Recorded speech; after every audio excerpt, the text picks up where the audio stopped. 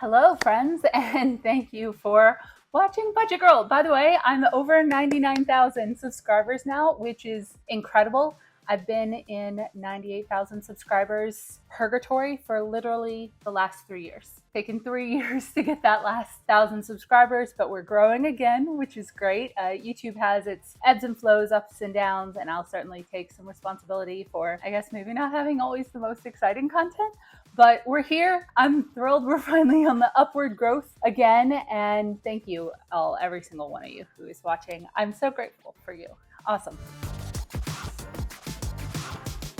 So welcome back, or if you're new here, I am Sarah, also known as Budget Girl here on the internet. And today we're going to talk about my June 2025 budget, my net worth, expenses, ups, downs, etc. I am all about transparency in forms of budgeting. I've been tracking and showing my budget on the internet for over 10 years now. And, the income has increased over time. The income sources have increased over time, but I still consider myself a pretty normal, average person. I live in Texas. I currently make $87,000 a year as of this video, which is great. My raise kicked in. I am an assistant director of marketing and communications at Texas A&M University. So let's get into it. Oh, I am also a real estate investor owner, and let's jump in. So first off, my June was the first full month's paycheck of my new pay coming in. Started in April, and so I got a partial month's raise in my last paycheck, but this is like the full Monty of I was at my new job for an entire full month, so this is my new paycheck and what I can expect. It's $5,243.36. This is compared to my old paycheck of $4,433, which is an $810 raise. Love that. Absolutely love that. And because of that, I'm adding a $500 a month brokerage investing. That's what I'm doing with most of the money. I'm also adding a little bit to my wedding savings. And then the rest, we're just going to kind of let it float for now. So let's go into what some of the other income sources I made. I made just under $500 from Budget Girl. And it looks like I made a lot more money for my properties than I did, but you'll see what happens there. So I brought in $16,642. Please, no one get excited or panic. My insurance had to pay out for a new roof. So that's where some of that income comes from. And I still underwater on it. My deductible. We'll get to it. All right. So this month I did have a little bit of extra spending. So my normal costs are about $3,500 that I budget for. I actually spent closer to $4,000, and it's not a ton that I did. I did pay for one little expensive thing. I was feeling kind of dissatisfied with my car, and I was starting to think about, I make more money now, blah, blah, blah. I could drive a nicer car. I've also been the driver a couple of times to take some of my coworkers places, and they drive much nicer cars than I do. But you know what? I take my own advice. You don't need a new car. You need to just clean your freaking car. Call me. I know. I missed you all day. Mostly, the issue with my car is that it's primarily a dog relocation vehicle. And these guys, fur is just everywhere. Absolutely everywhere. Every crevice. I take it to get vacuumed, or I vacuum it myself at car washes, but it's every nook and cranny filled with dog hair. And I love them so much, it's worth it. However, I was feeling dissatisfied with my car. The car is fine. It's a 2016 Nissan Versa Note, 2017, something like that. 2019? Close. It's not that old. It's a salvage title car. I got it for $5,000 down in San Antonio, which means it's a pink title. It's completely paid off. The insurance is fairly cheap. There's nothing wrong with this car. It will haul anything. It's a hatchback. It's great. The amount of things that I have fit in that car to haul, incredible. No issues. No issues with like the engine or anything like that. And so I'm thinking like, no, we need to like just jolt this inclination to lifestyle upgrade out of our freaking head. How do we do that? By spending a little bit of money to offset a lot of money. So I have never ever in my life had my car professionally detailed before, but I got it stuck in my head of what if that kind of revitalized it, refreshed it for me. So I spent $230 after tip for my car to be washed, waxed, fully detailed, and I was right. It was like a brand new car. which already has dog hair in it again, but cleaning out my car made me love it again. It made me appreciate it. I reorganized some of the storage, a new hang tag with the scent on it. It's great. I got all the crap that had kind of ended up stored in there over time. So I actually think this was a really good purchase. Am I car detailed on the regular? No, and now it'll be much easier for me to vacuum it out myself. They pulled the seats out. They got stains off of the ceiling that were there when I bought the thing. You don't need a new car. You need to clean your car. And I've harped on that for years. I was right. And I proved it to myself. Yes. I also spent a little bit of money on giving, and I decided to fill up a local little free pantry. And I actually have a video on Instagram and YouTube Shorts and on TikTok on that if you want to see it. That was very personally rewarding, and I know it'll help serve the community. And I hope to do that again this month. That'll be really fun. I'm going to pick a different little free pantry in town to fill, but you can go watch that. I'll put it on screen and below. Other than that, I just spent a lot of money on food, mostly. Walmart, Sam's, Walmart, and then Target. I just went to the grocery store a lot this month, spent $665. I was actually under on miscellaneous spending on clothing. It was just pretty much that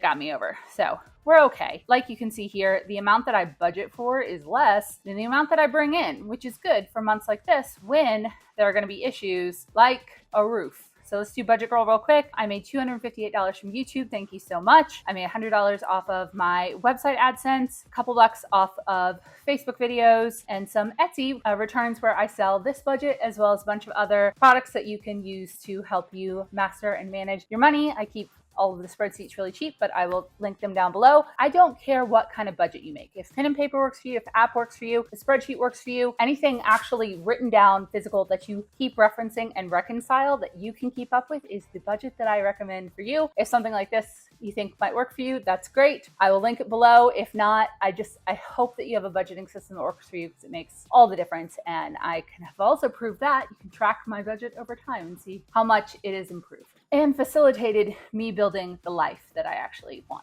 So I also had some expenses for Budget Girl, right about $550. So I'm negative 58 on Budget Girl for the month, and that's okay. This is out of love, not out of a huge want to make money. But I do think that next month's YouTube income might be a little nicer, which is good. All right, let's get into the properties. I own 2 duplexes, the one that I live in, which is a 3-bedroom, 1-bath with a 1-bedroom, 1-bath attached. It's a really nice little unit, and that's this one over here. And I also have my old duplex that y'all saw me in 4 years, and right now I have both sides of that rented out. I do have the Unit A on that.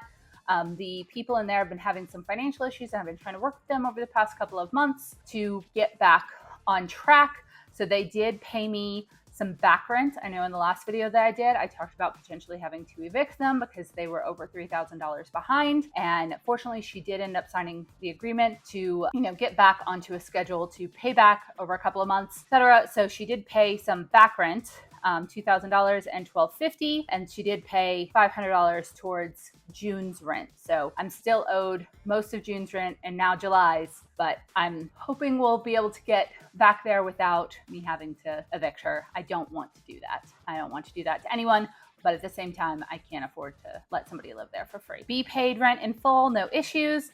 And then I had a $9,112 check from the insurance company. We had a really bad hailstorm here a couple of months ago. And back in April, my tenant noticed a leak coming into the house during a rainstorm. So I got a roofer out there immediately to get an emergency fix. And then I called the roofing company to go inspect it. They decided that there was enough damage that they needed to expense out the roof. So since I got a new roof done 2 years ago due to another hailstorm, my deductible is a lot higher now. So last time I paid about $2,000 for a new roof. This time I'm paying about $6,000 for a new roof. So that's their $9,000 plus my $6,000. I'm hoping the roofer is going to give me a little bit of a refund after the things that they do to get the insurance company to pay more, etc., do refunds, but we shall see. I also should have shopped around to try to find other options, but I just hired the guy that did the emergency fix. Probably should. Anyway, so brought in $14,000.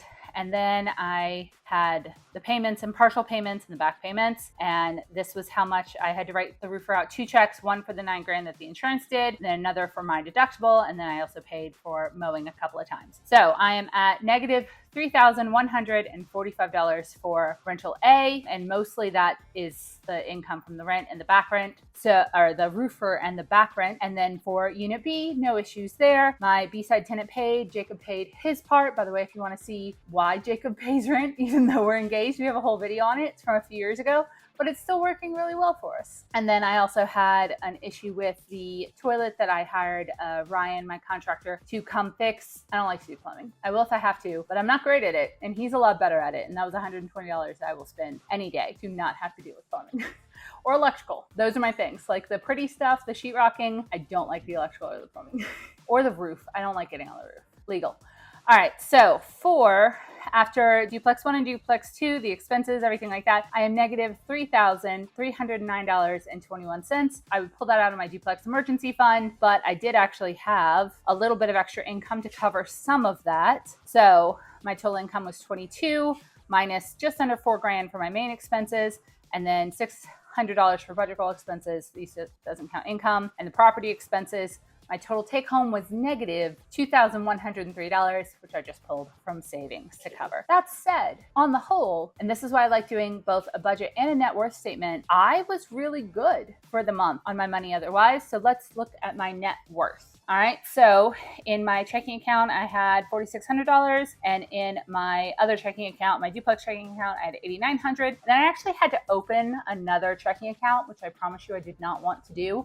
I've had exclusively online banking for the last 10 years, and I've loved it. But with the renter issues, I use apartments.com, and it's in their contracts that my renters are supposed to pay online. It's free. Like, it doesn't cost money, but it does take about a week for that money to hit my bank account. That's kind of how they make their money. And the issue is that my tenant that wasn't paying would submit a payment, and it would look like it would be fine. And then a week later, that payment bounced. And that would happen week after week after week. So we ended up having to do cash for the back rent. And so I ended up with a bunch of cash, several $1,000s, and no way to really deposit it. I've asked Jacob to deposit it in his bank and send it over to me before, but I didn't want to have to keep doing that, especially if this is going to be a longer term payment plan situation, which it is. So I actually opened a local checking account at a credit union. There is essentially no interest, but there are also no fees. But now I have to deal with yet another account, which I'm not thrilled about.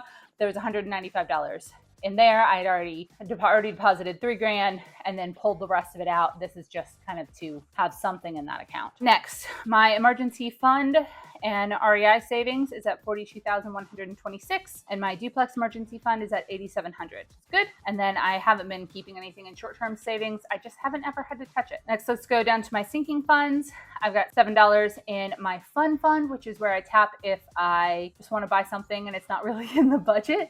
As you can see, I don't really touch that, but it's nice to have. It's kind of my mad money. And then $664 in my car insurance fund, and then $3,827 in my wedding fund, which Jake and I both contribute to. So that's a little over $5,000 in sinking funds and $56,103 in total savings. Total cash in savings is just under $70,000. Very grateful. This is fantastic. Next, in my retirement account, I've got just under $36,000 in my teacher's retirement system account, which is the one that Texas A&M pays into. And I've got $57,000 in my Roth IRA, which I contribute to every month and try to max out, and just under $12,000 in an old IRA that I need to roll over. I just haven't yet. That's just over $105,000 in retirement investments, which is fantastic. And then next, I also have that new brokerage that I opened a couple of months ago and put a $5,000 refund in that I got from overpayment to my mortgage, and that is currently at $8,727. I've been putting $500 a month into that for the past couple of months. So my total investments is $114,000, and my total liquid assets is at $183,960. All right, we're getting there. Next, my duplex. I actually just went through the whole property tax fight thing, and both of these homes are worth more than they currently show here, but I'm going to adjust them after this. Duplex one's worth about $350,000, maybe even more. And my car's worth about $5,000, and this duplex is worth about $272,000. So my total property assets is $577,000. In total, all assets is $761,000. Next, my two mortgages, one on the old place is still at 2.5%, never gonna let it go. Though all of my real estate friends keep trying to get me to sell it. No, Cameron. And it has a balance of $203,836. Yeah. And the mortgage on this place is at $232,437. I'm not trying to pay either of these places off faster than normal. I'm using the rest of the funds that I have available to potentially buy new properties and also to invest in the stock market. So we're not actively trying to pay these down other than what is paid as due.